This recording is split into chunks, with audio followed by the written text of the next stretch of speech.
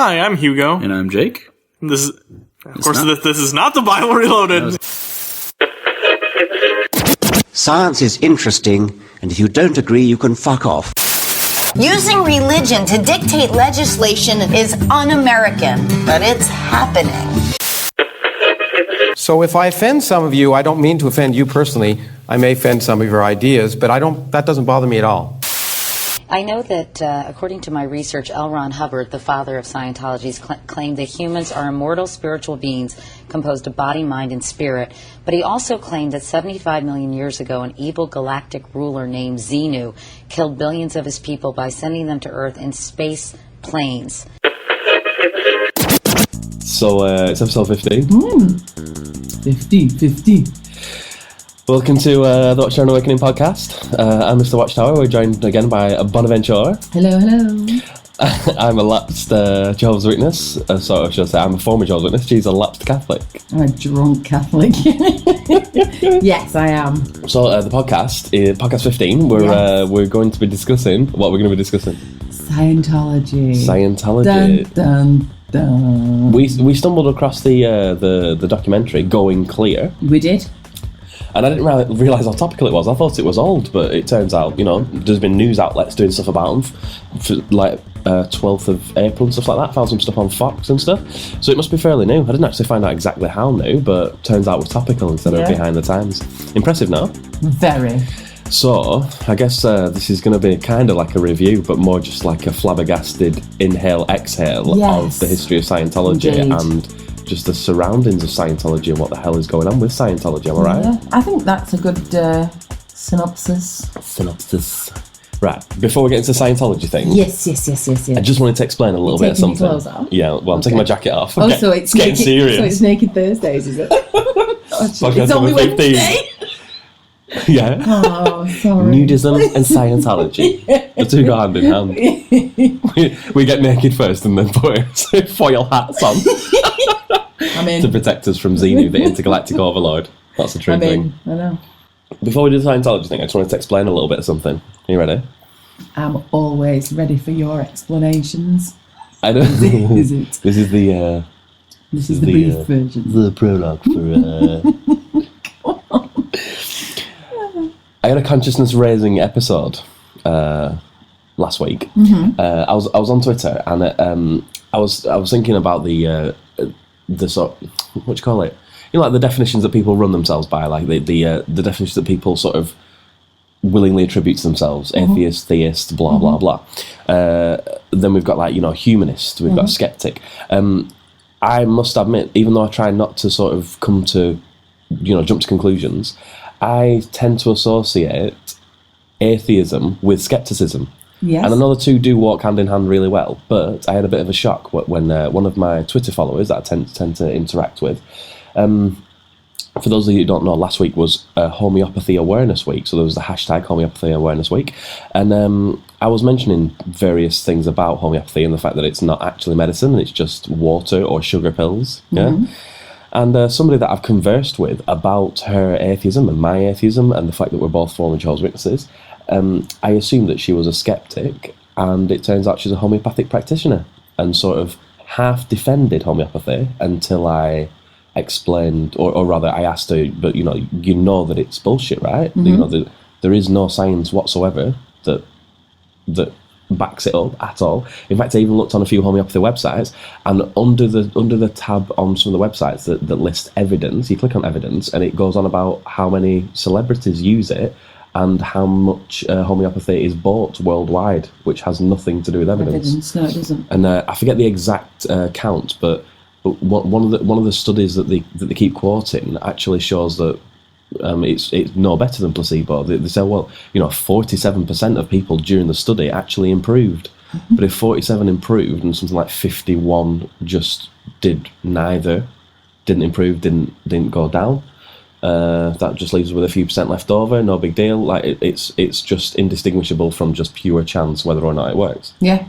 So I asked her a few questions and she just stopped following me and didn't respond to me. She hasn't actually blocked me, but I just thought that was a bit of a wake up call. Yeah. I was a little bit like, what? Because I just assumed that people, not necessarily atheist, because you can just be an atheist by just being unconvinced of a God. Mm-hmm. But if you have been previously convinced of a God and have been indoctrinated into a belief, if you've come out of that belief and you are now an atheist, I've just presumed it would have been due to facts and skepticism. Yeah. And it turns out you can be an ex-Jehovah's Witness and an atheist and not believe in any gods whatsoever, and yet be a homeopathic practitioner for 17 years, which is what she claimed before she just disappeared on me. Yeah. She said, "Oh, I'm sorry for putting my view across as a practitioner for 17 years."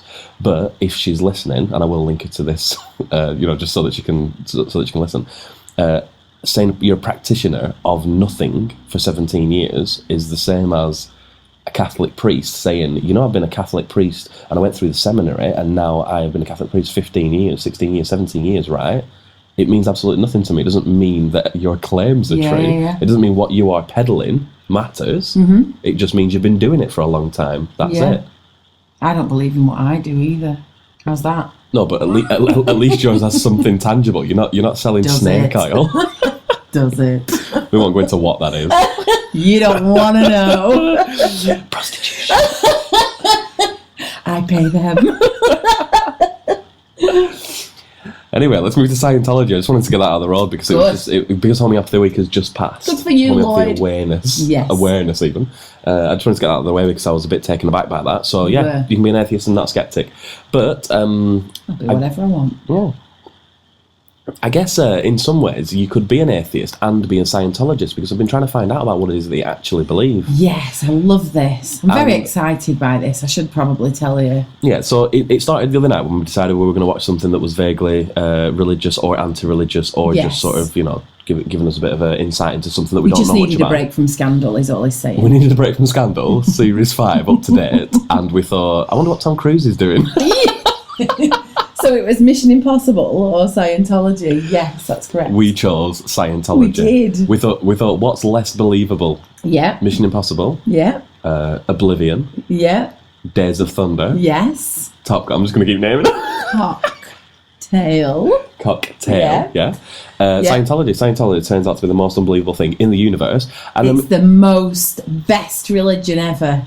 Most best religion ever. That's not even a religion. It can't be. But it's kind of a religion. It's not a religion. But only because it's tax exempt, because the IRS shit in itself. It's not a religion. It's not a religion. Nope. Kind of is, but it's not. It's not, though. It's like the way that the Vatican City is a sovereign state, and it gets to say what it wants at the UN. It's not. And pretend and masquerade as though it's a country. Maybe Scientology will get a table at the UN. Maybe it will, yeah. But Yes. Actually, we should put that in. Wait. What might happen is, this might be a real thing. I know we're doing this back to front because we're skipping over the history and stuff, but when an idea comes, let it I can always edit it back to front.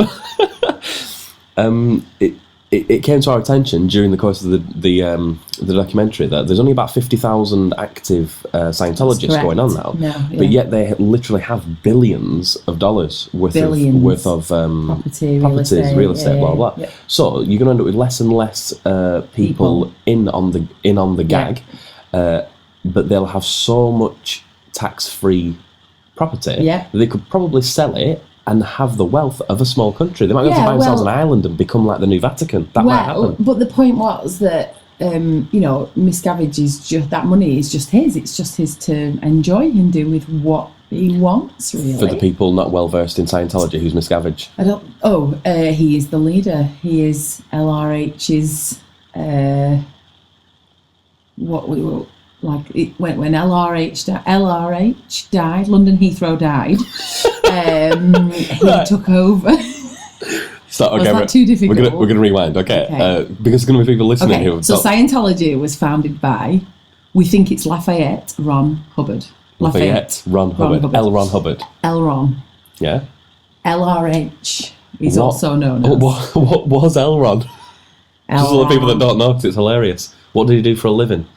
Elron was what was he? I forgot. He was in the Navy, wasn't he? He was in the Navy. Yeah, but a bit of background. He was in the Navy, and I think he had some form of honourable discharge. I'm not entirely sure exactly why. I'm not exactly sure why he was discharged. Yeah. But it had something to do with... I'm trying to remember. As you're saying it, I'm going, Yes. You know, like I'm thinking of. I was thinking of. Obviously, the podcasts are never necessarily serious, right? But I'm thinking to myself, outrageous. I'm thinking to myself that I will give an accurate representation of Scientology because I don't want a Scientologist to listen to this or a former Scientologist to think that their views have been misrepresented. Absolutely, yeah. But as I think of what I'm trying to say and I think about it, I'm just cracking up laughing because I'm thinking. So no. we think he was in some kind of navy, and then he got discharged, and then he started up this sort of Sea Org thing. You've skipped loads of steps. Okay, go. Long story short, yeah, it was in That's the. what I was trying to do. It wasn't a navy. He did something wrong. I think he bombed the hell out of just plain water because he couldn't read the radar or something. Okay. Something was wrong, and he couldn't carry on with that. Yeah. So when he was discharged and he was back on American soil, he was kind of just like, he was just making up stories about his injuries and stuff like that. That's right. And they've got conclusive transcripts that are based on all of this, all of the lies that he's fed. Yeah. To his wife as well, I think, wasn't there? Yeah. His wife believed it. So his main sort of source of income was he was a sci-fi writer. That's correct. So L. Ron Hubbard, apparently, according to some sources, L. Ron had to put in the Ron there because there was somebody called L. Ron in the actual Writers Guild. So we've already began with somebody that didn't hold down his original job and sort of was discharged in a strange kind of way. It was a science fiction writer, and at like a Scientology convention, which is the religion that resulted in his teachings, we've got Tom Cruise, an A-list actor and celebrity, and Dave Miscavige, who is the leader of Scientology, stood on a massive golden stage saluting a massive portrait of L. Ron Hubbard. Yeah, it was a beautiful moment. And L. Ron himself, as early as I think I read 1971. It was before. It might be before that. Before he actually did wrote down any of the teachings or anything. He's quoted as saying, if you're a writer, you get paid something like a penny a word, which is rubbish as far as money is concerned. If you want to make a real money, you invent a religion. He said that. Where they told you that? Yeah, he did. Yeah. So we've got a guy who's on record as saying that. We've got a guy that's a science fiction writer, and I wouldn't really mind if he was a science fiction writer and then he sort of became a sort of like a right wing Christian who hated gays. I would just see that as part and parcel of his culture. But for him to be a sci-fi writer and then to come up with the background of what Scientologists are proposed to believe, it is just a ridiculous sci-fi story that is like nothing you've ever heard, or should I say, it's like things you have heard in 1950s sci-fi pulp novels. Yeah, really. It was amazing. The whole documentary was amazing. One of the guys, I felt quite uncomfortable. I said to you tonight a few times, I was like, it felt quite uncomfortable. You were motorboating thin air. I was, I was. Yeah, it freaked me out. One of the people that used to be a Scientologist. It's a cult. They don't pray to anything. Yes, that's what I'm going to say. One of the people that left, he was explaining about the fact that they got religious status. And he was saying that if you were to ask a Muslim or a Christian or a Jew or whatever, you could ask them, what are the basic tenets? Tell me about your religion. And it should take somebody 4 or 5 minutes to sum up. Only basically, nothing really theological, no. But just like, what do you believe? Well, I believe in Jesus. I believe that he was the Messiah. I believe he was the Son of God. He was sent down. I pray to God, the God that sent Jesus, blah, He's blah, blah. He's the one that will fix things for us. So you have a clear religious hierarchy. You've got a deity. You've got the special powers. You've got the revelations, all that kind of stuff, right? You've got the rules. But then with Scientology, the former Scientologists said, if you ask a Scientologist, they won't tell you. Because it's not religion. Well, yeah, I know. We just go. It's not religion. It's a pyramid scheme cult for money, is what it is. But like you said, you can't find out what a Scientologist believes, and that's because almost everyone that is practicing some form of Scientology isn't a Scientologist. They're just on an e-meter reading. Yes. They're getting audited, and audited is just simply It's like you tell them your deepest, darkest secrets, past bad stuff that you've done, so that they can use it against you to make you cough up money or make you feel bad about yourself or use it against you to keep you in that keep you in that cult. Yeah, that wasn't a cow. That was me. And they keep they use I think it's 1 out of the 3 things that they use for a lie for a lie detector test. So you hold these two like metal cans in your hand, and then based on the activity on the little meter reading, when you are thinking about a certain memory or discussing a certain memory, the auditor, which is the Scientologist who's sort of taking you through this, will then get you to focus on these elements and get you to kind of rid your negative thoughts of them. Yes. Now that to me just seems like some kind of like pseudo-scientific self-help bullshit from the 50s, which it is. Yeah, absolutely. Yeah. But then once enough Scientologists got to the higher echelons and decided to leave, we find out all the backstory to all of this, which is basically you're doing this in order to rid yourself of these negative demons that have entered your body upon birth. Thetans, yes. Thetans. Now, how have those demons entered your body? Tell me that. Well, let me tell you. Please tell me. Millions of years ago, it was like the 1950s. Same cars, same clothes. And they built a spaceship type plane and brought all the people over here to Earth and dropped them out of the plane.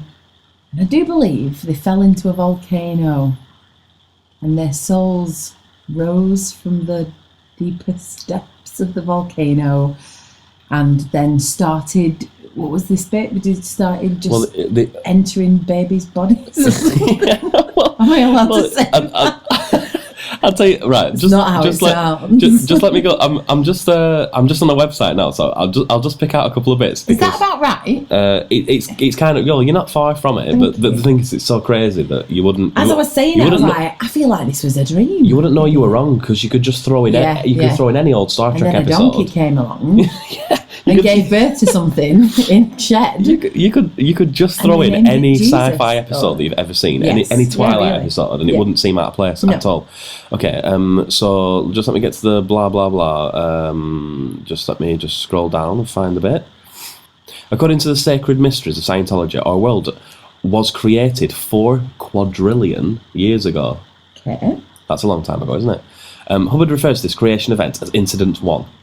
Now, in Christianity, you have Islam. Now in Christianity and Islam, you have God or Allah supernaturally creating the world essentially from nothing. In Hinduism, you have a godhead, Brahim, who recreated the world in ongoing cycles of creations and destruction. Blah blah blah. Then we've got the scientific kind of consensus, which is about 14 Big Bang events from 14 billion years ago. Blah blah blah. So, according to Hubbard and the Church of Scientology, the world was created according to Hubbard's creationist beliefs, which is weird because we were discussing whether or not they believed in evolution, weren't we? Because it wasn't really clear whether or not they were. Which is why I've checked this out, because it's about creation and evolution in the Scientologist worldview, which is difficult to pin down because they don't really have a dogma. Yeah, that's right. According to Hubbard's creationist belief, supernatural souls, which Hubbard calls thetans, created the world. So thetans originally created the world, these spirit beings, okay? According to Scientology, our innermost selves are in fact these same souls that have since lost their remarkable creating abilities in the past. The souls themselves appear to be eternal, according to Hubbard. Now, Hubbard didn't seem to have any problem with physical evolution.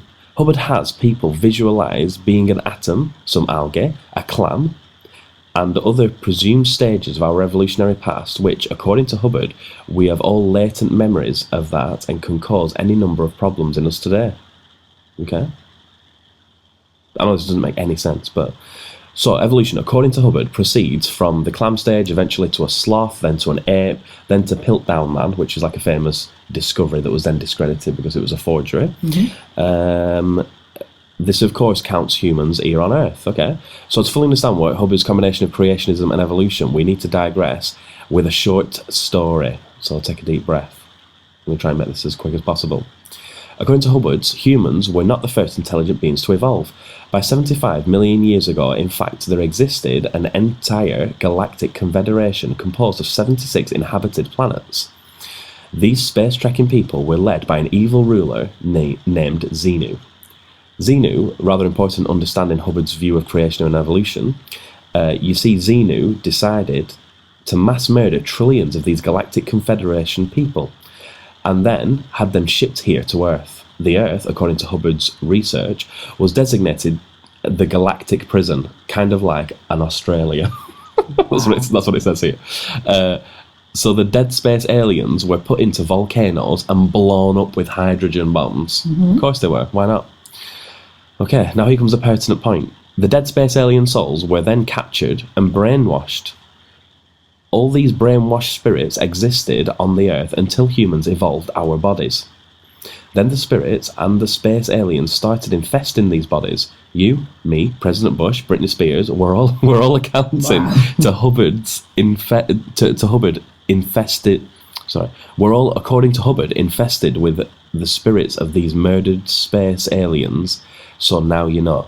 Our good friends on the forum, says this website, who believe that the Earth is some 6,000 years old, must pay attention. Where did the idea come from? The Bible, you say? Good answer. No, according to Hubbard, your Bible, your belief in the divinity of Jesus, and here's the payoff, your belief in a 6,000-year-old creation event, is in fact a false memory implanted into these space alien spirits 75 million years ago that are, as we speak, infesting you, according to Hubbard. Well, that's that figured out. So thanks for listening, everyone. That's like some kind of Star Wars shit right there, isn't it? So Earth was created by thetans. No, people are inhabited by thetans. No, but he says these spirit beings, our spirit beings, our immortal souls, our immortal souls somehow created everything, but now we've lost the ability to create everything because of all this that's happened since. So millions of years ago, there was intergalactic space lord Xenu with the Intergalactic Federation. Just read it though. I know. I'm just trying to like summarize because it baffles me. The thing is, though, I know we say this about every religion. It's so unbelievable. It's so there's people that believe this. This is just Thor 5. Yeah. It's just as sci-fi as it gets, with a few scientifically sounding words. Yeah. We need to say as well that Hubbard, there was a big thing in the documentary about Hubbard who he asked for help. He knew he was mental and he asked for help. Yes. This was at the height of him creating this religion. Yeah. And people are still involved in this religion and giving. I mean, the people who were being interviewed in the documentary are given hundreds of thousands of dollars each. For the cause, yeah. That's real, though. Yeah, that's strange, isn't it? And now they're not in it anymore. They've come away from the cult. I keep doing that. They come away from it. Yeah. And their money's still in it. Their money's taking over the world. Their money's buying them property all over the world. I forget exactly where the change happened, but at some point, L. Ron Hubbard, as like leader of the Scientology movement, if you will, like, self-help pyramid scheme for money, at some point he decided to go into international waters. As if this couldn't get weirder. Yeah. Okay, right. So he started up a Sea Org. He started up the Sea Org. He jumped on a boat. He got himself a boat and some followers. I think this was purely for tax evasion, I think. He got himself some followers on a boat. They did really menial tasks like scrub the whole boat down, peel its paint, repaint it, get it ready and ship-worthy. Yeah. And then Mon Capitan L. Ron Hubbard got to jump on the boat with his followers who practically worshipped him. Yeah. They ended up shortly after that with 3 boats in total, just hanging around. The Med, just hanging around in the ocean, trying to avoid tax. Yeah. And at some point, Hubbard re-entered America via California, was it? Florida. Florida. Snuck in through Florida, didn't he? Snuck in through Florida, and then nobody was really sure until he had a stroke later and died. Yeah. Enter Dave Miscavige, who, if you don't know what he looks like... You need to listen to this guy presenting the fact that Hubbard's dead. It's the creepiest thing if you've never seen David Miscavige, if you don't know what he looks like... Don't Google him. Don't Google him. YouTube him. Because he's so sincere. YouTube him. I can only describe him as... He's like silk pyjamas on silk sheets. If anyone's ever seen, and I guess most of our listeners will have, if anyone's ever seen the original RoboCop, just imagine that he's like co-owner of OCP. Okay. That's exactly what it is. Is a weird sort of stockbroker looking, sort of, you know, silver suited, coiffed, white toothed, strangely megalomaniacal creature. Really good Right? description. Excellent. Beautiful. He's kind of like Tom Cruise. No, he's not. He's the same. He's Tom Cruise's kind twin. of is Tom Cruise. Yes. It's and like, short. yeah. I think their thetans are gay for each other. I'm confident their thetans are gay for each other. That's a sentence I never thought I'd You say. must watch this documentary. It's creepy. Yeah, I mean, we haven't really analysed the documentary at all, but I don't think it needs any analysis because it just needs to be watched. You've got to look at it. There was so much that gave me the heebie-jeebies. I can't even tell you. The way that they pronounce that he's dead. His body has... we're talking about where Miscavige. Miscavige announces that L. Ron Hubbard is dead. But he doesn't say L. Ron Hubbard is dead. No. How does he phrase it? Well, it's kind of like his body has left the building and his soul lives on. You know what I mean? It was creepy. His body's left the building. Oh, it was like that though, wasn't it? His thetan. They made it out. It was just... If you understand how the self-help thing happens, what happens is you obviously pay money for what is some form of therapy, I guess. And as you pay the money, you go through the pyramid scheme. With each scheme, makes you more clear of your thetans. And then you become, you know, more confident and all that kind of stuff. You eventually rise right through the ranks until you become, like, you know, clear of all of your negative thetans, and you begin to understand the universe around you, apparently. So because he invented how this works, he obviously, L. Ron Hubbard, of course he did. He went through all these things, didn't it? Yeah. And he eventually reached such a level of enlightenment that his body didn't need to stay on the planet anymore. I think that's how he more or less phrased it. Like he's now he's so high. Yeah, he's dead. He's now carried on that he has discarded the earthly body. He no longer has a need for it. Well, let's say he's left the building. That's what they were saying. He was like, his body is, his soul is still in you, on you, around you, with you. I think he's gone to his body's gone. He's gone to go and battle Xenu. And then didn't he say? What did they say then? Something about his body's gone. Oh, and then the voiceover just goes, L. Ron Hubbard died of a stroke. And he's just like, yes, he did. With all that wording, you know, his body has now been discarded. As it was like delivered in the most beautiful way, and then the voiceover goes, he died of a stroke. Age 73. It reminds me of, is it at the end of Big Bang Theory when it cuts to the animation of a doctor sort of squirting out of a syringe and it just goes, not a doctor. It's like that, it just cuts through and just goes, L. Ron Hubbard died of a stroke. Done. I love it. There was so much, and then it was talking about, you know, all the monies they've got and all the properties they've got, and it's impressive to conceive such an idea that is so outrageous and get so many people on board.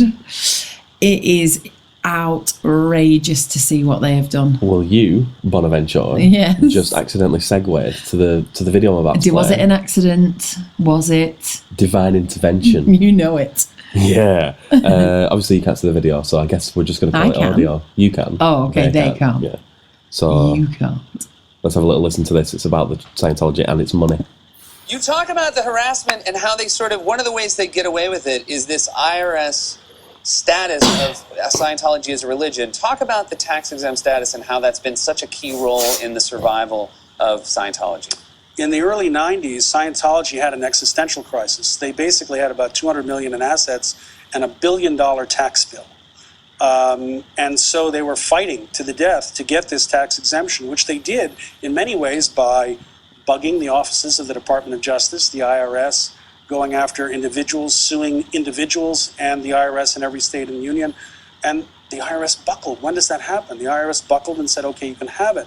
But the result is now that you have a church which very aggressively is dedicated via a policy called fair game to harassing threatening and abusing people being afforded a tax-exempt status. To me, it doesn't make any sense at all, and I'm wondering if the IRS will finally reassess that policy. And you talk about now there's 50,000 people, active members in the church around that, and Worldwide. Is this a number that's going down? Where do you see the future of Scientology in 10, 20 years? It's a funny model because the numbers of people who are in Scientology is going down, but they have $3 billion in assets, and the fewer parishioners they have to, or followers they have to care for, the more they can just keep their money because they can buy all these fantastic properties all over the country tax-free.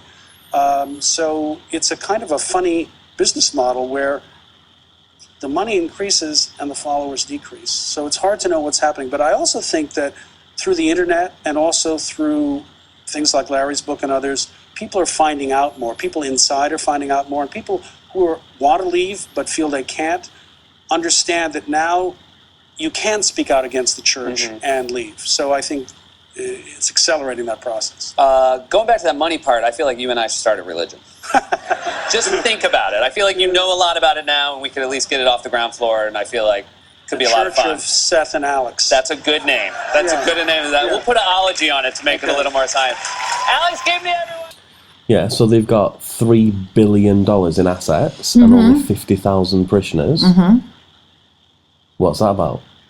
That's impressive. That's like a business model that's just not, it's just unheard of. It's unheard of. And the idea that they basically bullied the IRS into doing this, and then all the stories you hear about them bullying people and people going missing. We'll get to that. Yeah, it's freaky. Yeah, how are they getting? They're like a it's mafia. It's not even stories cult. either. Like, because it's not stories. There's footage where they have been taking video footage of people who that have been left. talking out against the church, and the people who have left the church have been taking video footage of those people. Yeah. The Scientologists call the people that have left and are ratting on them. They call them squirrels. So you've got guys in t-shirts that have got squirrels on with people's heads on the squirrels. It's like on outrageously impressive bullying. On one occasion that we know of, just because of documentaries, they actually rented a house across the way from somebody's house so that they could just put cameras in it and point at them. Yeah, make them feel uncomfortable in their own home, and it's just odd. And in America, I guess they can just sort of claim religious freedoms, can't they, and just get on with it. Yeah. Wow.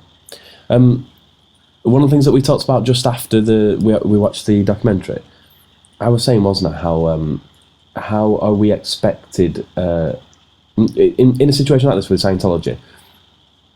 We've got a guy that's a bit of a writer that has sort of founded this. Then we've got like a tenacious Wall Street kind of guy who has Face ran off, who was like faced off against the IRS and won due to bullying, and now they've got billions and billions of dollars. Yeah. Okay? We can't even find out exactly what's going on, but they've got followers. And all I can think about is that's in this day and age when we've got all of this technology available to us. Yep.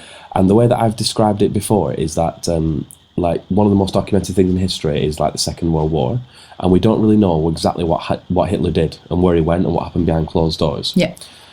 But then we have Christians trying to sort of get us to believe that everything that anybody said in the Bible is perfectly accurate when nobody wrote anything down about Jesus until many years after his death. And we're expected that everything that came out of Jesus' mouth is word for word verbatim. And all of those sources, through translations and miscommunications and fallouts and wars and retranslations, we're expected to believe that all of that is an unalterable word of God. True. Yeah, absolutely. Yeah. Now, I'm not equating Scientology with Christianity. It's all bullshit. Yeah. But I just think that Scientology is just a tad crazier than Christianity. Yeah. Only just. But it's just a little more hilarious, isn't it? It's a little bit more sci-fi. I don't know. There's more of a story in Christianity. There's more of a story. This is just mentalness. This is time travel and space and I don't think Christianity. Millions of I don't years. think Christianity And he is remotely actually believable. said that 1950s happened millions of years ago on the different planets. Same car, same like. Come on now. Come on now. Yeah. Come on now. Stop it. Yeah, I don't even know how somebody would. I don't know how somebody would protect it. That's one of the reasons why I don't. They do say in the documentary, all the people that have come out of Scientology do say that obviously you get hooked onto the helping. We're going to help you. So it's the idea of, you know, you've had a tough go, you've had a divorce or a miscarriage or a abusive relationship or whatever. So you get involved with Scientology and they help you deal with that. Then you get into the learning of it, and that was the stages, the 8 stages, wasn't it? Yeah. And they start to unveil the point of the religion. And they said, as I was reading this, I was thinking, oh my word, this is science fiction. This is just crazy, crazy stuff. And the woman was saying, I was reading it thinking, is this a test? Is this a test to see if I absolutely buy it hook, line and sinker? Are they taking the mick? Am I meant to believe this? Is it serious? Is it? And she was questioning this, even though she stayed in the religion for a lot longer. She was questioning it because as they started to reveal what he'd written and what the next stage of understanding was, it was mental. That's kind of but they're how already you get heavily involved in it, aren't they? Because these people have been helped through a difficult time in their life. That's how you get people into it. As far as I've heard the saying from former Mormons, where they use the saying, the milk before the meat, meaning, you know, like whatever is easily palatable, that's what you give them. Get them on board, yeah. Once they've got used to all of that and they're a little bit more susceptible to the ideas and the ideologies, you can introduce the meat. Yeah, you can give them the weird stuff. Yeah. Give them the weird stuff. Yeah. If they accept that as well, you've pretty much got yourself a cult member. Yeah, but absolutely. What I mean is, I can imagine sitting across a table from a hardened Christian, and even though we wouldn't agree, you know, they could maybe defend their religion under theological grounds and explain to me about their belief in God, which is not provable or falsifiable. No. So at the end of the day, we just talk about, well, you got to have faith, and I say, well, I don't. So let's move on. And it'd be the same with many religious people, but I can't, because it's enclosed and because it's more cultish than most things that I've come across. I can't even envisage sitting across from a Scientologist and speaking to them, because they do the same thing as what Jehovah's Witnesses do. Speaking from experience, Jehovah's Witnesses, if you are against Jehovah's Witnesses and you're an apostate of the religion, you are simply told that you're not supposed to hang around with them, you're not supposed to speak to them, you're not supposed to read anything that they put, because that person is now of the devil, they're now of the world, and they are trying to send you away from it. It's exactly the same with Scientology, because they label people a suppressive person, which means they're trying to suppress your liberation and your clearness.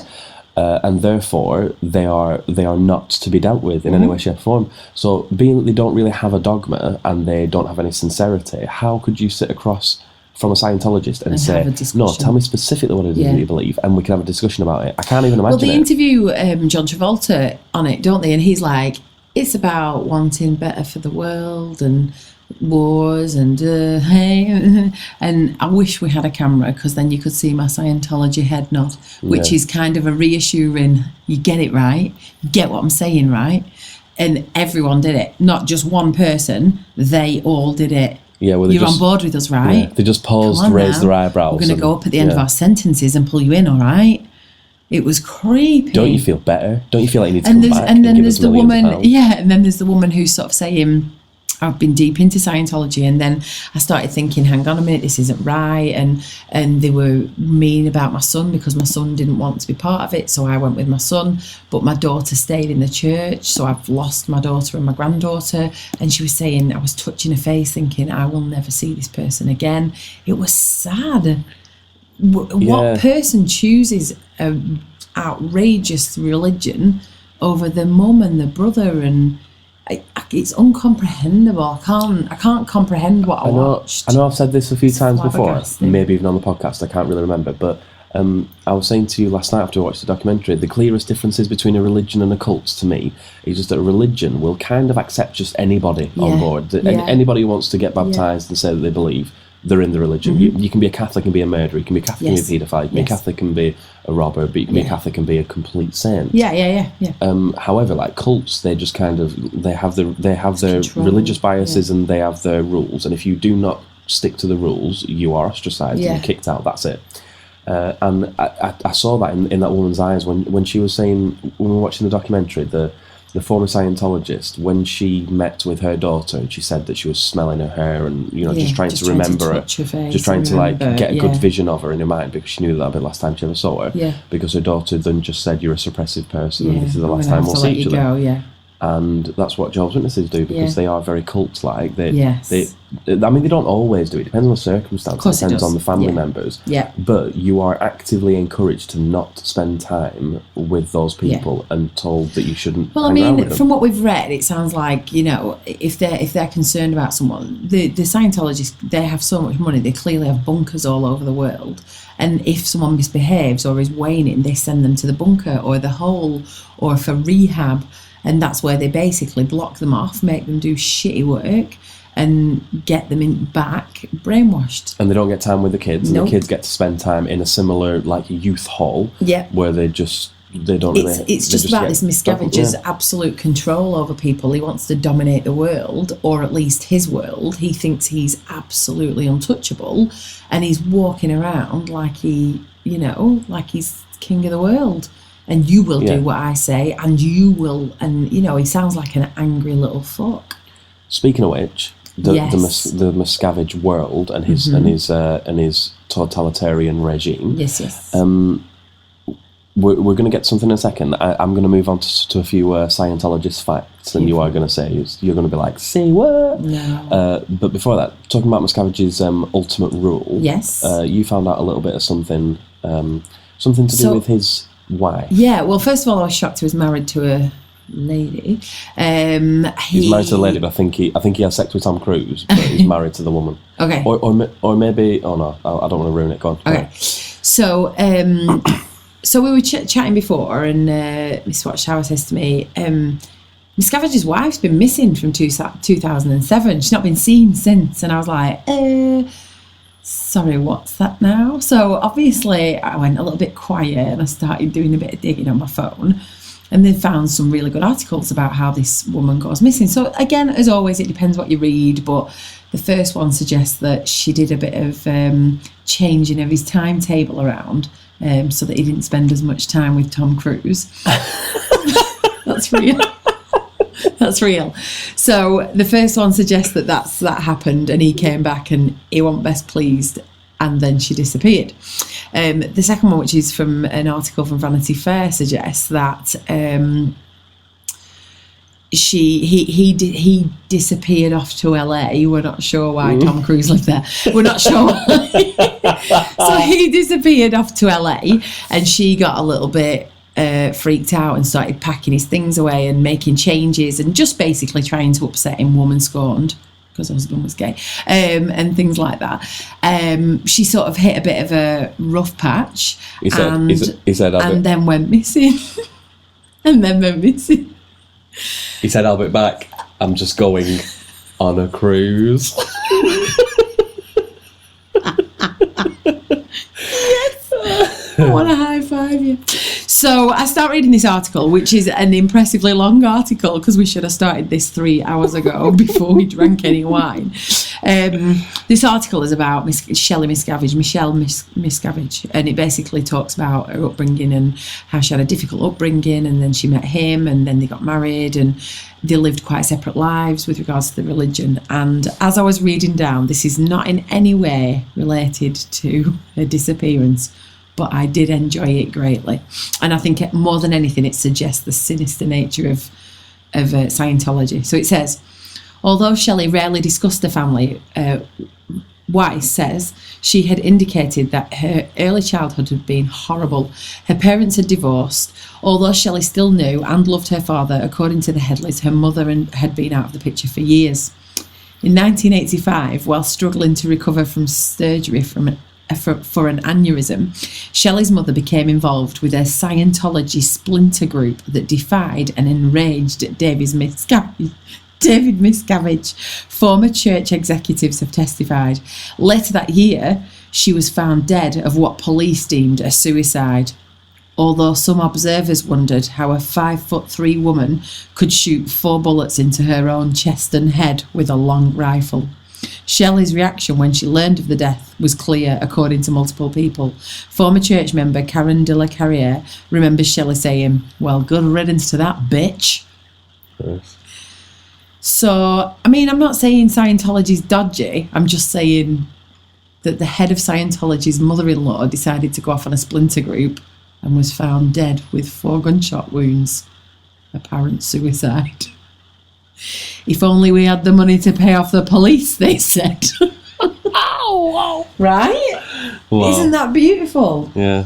I think it just says it all. I think he is just an absolute lunatic in his own little world. If something doesn't go his way, he stamps his feet until he gets his own way. And if that means killing someone, then fine. If it means stalking someone, making someone feel uncomfortable in the home, let's do it. Let's just do it. Let's get on it.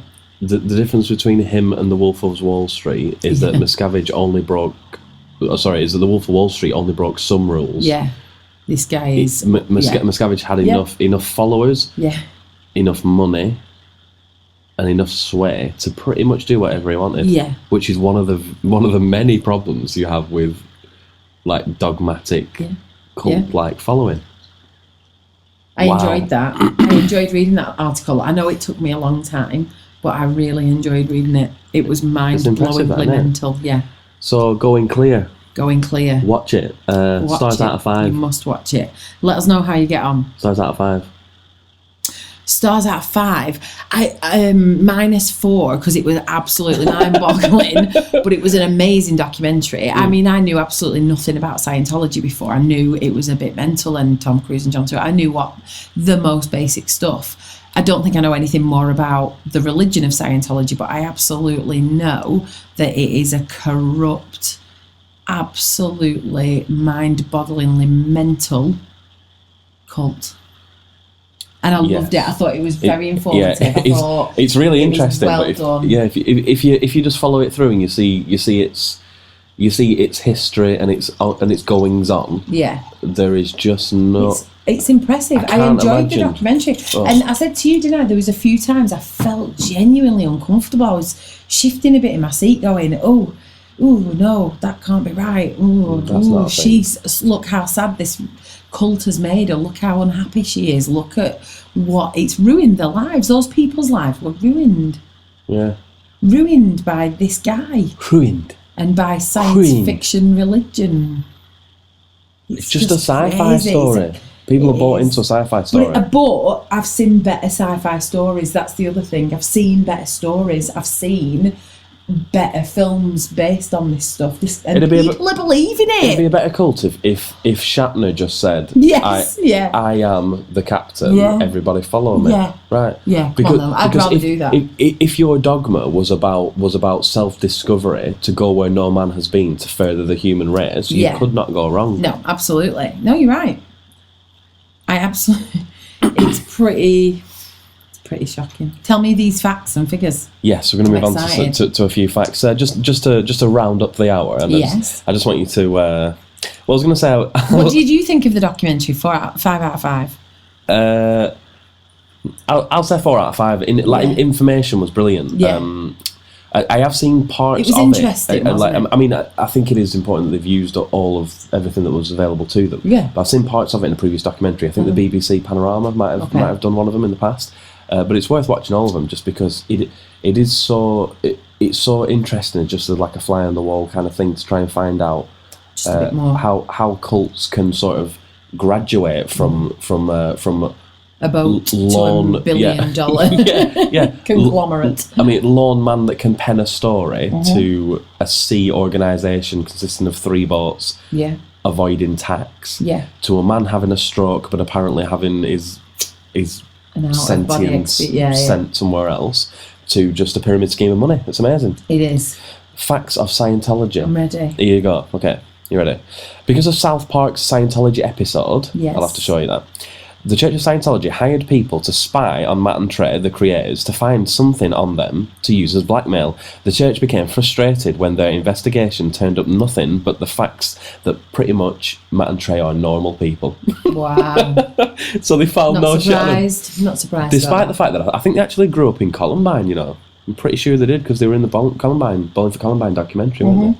Anyway, fact number 2. The German government refuses to recognise Scientology as a religion. The organisation has officially been labelled abusive business masquerading as religion. Beautiful. By Germany? Yeah.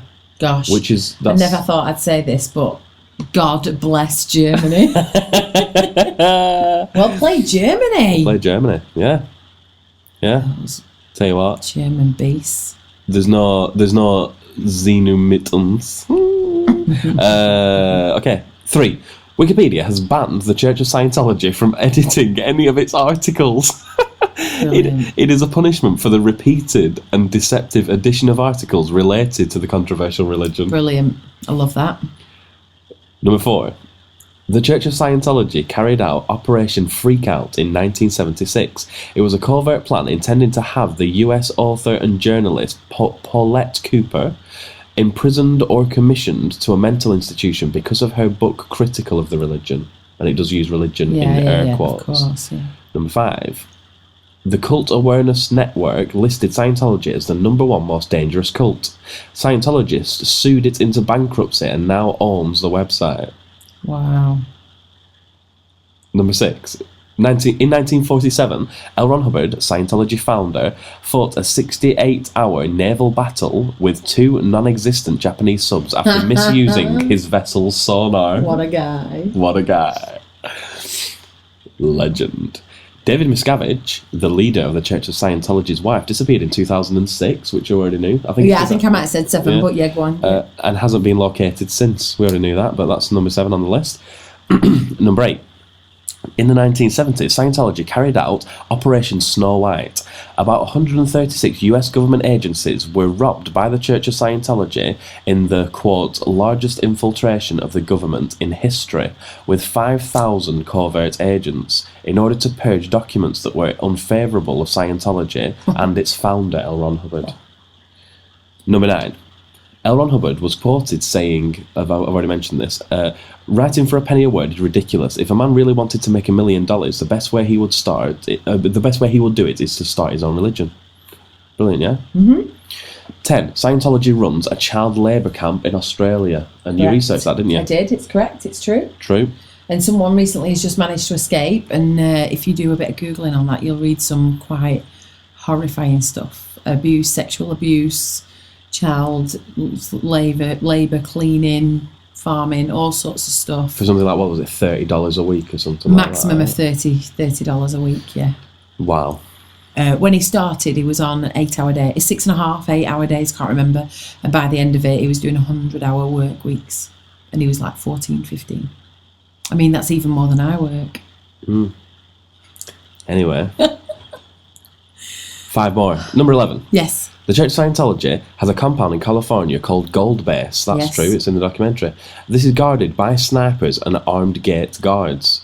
It houses a prison that practices torture and a paramilitary training school. Cool. Some of those people that were in the jail in there were on Anderson Cooper. And on the documentary, it shows you that some of the people that were on his show that were talking about how wonderful Scientology is had been released from that place. Whole straight into Anderson just so coiffed. They were coiffed. Yeah, they were suited, booted, and coiffed. They were sent off to Anderson Cooper's studio so that they could claim that Scientology was wonderful, only to be put back in it again. Yeah. I mean, that is brainwashing of the highest order, isn't it? Really. Number 12. Jenna Miscavige Hill, the niece of the chairman of Scientology, David Miscavige, first learned about the story of Xenu from watching the Trapped in the Closet episode of South Park. Brilliant. Imagine that. Number 14. There is a Scientology drug rehab program called Narconon. It uses saunas, vitamins, minerals, and oils to tackle the effects of drug addiction, but critics say it's medically unsafe, quackery, and a medical fraud. No shit. And finally, in 1970, the English Court of Appeal found that Scientology does not engage in religious worship, Correct. which brings us back to the whole, Absolutely. it's That's what not a we said. friggin' religion, is it? Yeah, really. I told you it wasn't. Well, I mean, to be fair, there's more facts. I've got at least I have to I've got say, at least 10 or 15 more. But I'll just wrap it up there, just because it's not a religion. Yeah. That's the point. Well, my knowledge of it was it's a religion. That was as much as I knew. I knew it wasn't. I knew it was crazy. I knew it was a bit mental. But it was a religion. Having watched the documentary, it's not a religion. That's the end of it. You're absolutely correct. They don't worship anything. They don't claim that this happened and they pray to that God. They don't seem to pray to anyone in anything that we watched. No, I think the closest we got was salutes to L. Ron Hubbard. Salutes to L. Ron. The picture of L. Ron, not the actual guy. No, like just a like a massive really picture weird... of him that was about 40 feet high. Yeah, that's right. And Tom Cruise, he full on Top Gun saluted him. He did. He full on went for it. Yeah. It was like, it wasn't a namby-pamby salute, let me tell you. No, it was. He full on poked his eye out. It was in a way that only Tom Cruise with his stern could. finger. Yeah, he did. And also, when you watch it, it's really important that you look at the beautiful moments that he shares with Miscavige, because Cruise and Miscavige are on stage a lot together, and boy, do they shake hands. Oh, yeah. With the deepest eye contact you've ever seen between two men. Yeah. It's beautiful. It's beautiful. It was like 50 Shades of Grey. It's like Lady and the Tramp. No, 50 Shades of Grey, but there's just two guys with grey suits. If there was spaghetti on it, they'd be meeting in the middle, let me tell you. If they had a bowl of spaghetti, they'd be full on meeting in the middle. Yes. Sucking that bad boy straight to the middle. Really though, them handshakes are beautiful. I think they'd suck each other so hard, they'd remove the thetans. Right, so that's Scientology, everyone. You're welcome. Just out of curiosity, if anyone's actually listening or can sort of point me in the direction of former Scientologists on Twitter and stuff, please do, because I'd love to have a quick conversation with one. I'd like to invite somebody onto the show that I can speak to who is either a Scientologist or a former Scientologist, just so I can kind of get their point of view. So please point me in that general direction. But until next month, that's been episode 15, all about Scientology. Say goodbye to the fans, Bonaventure. Goodbye, fans, Bonaventure. So this is Mr. Watchtower saying goodbye, and may Xenu strike us down.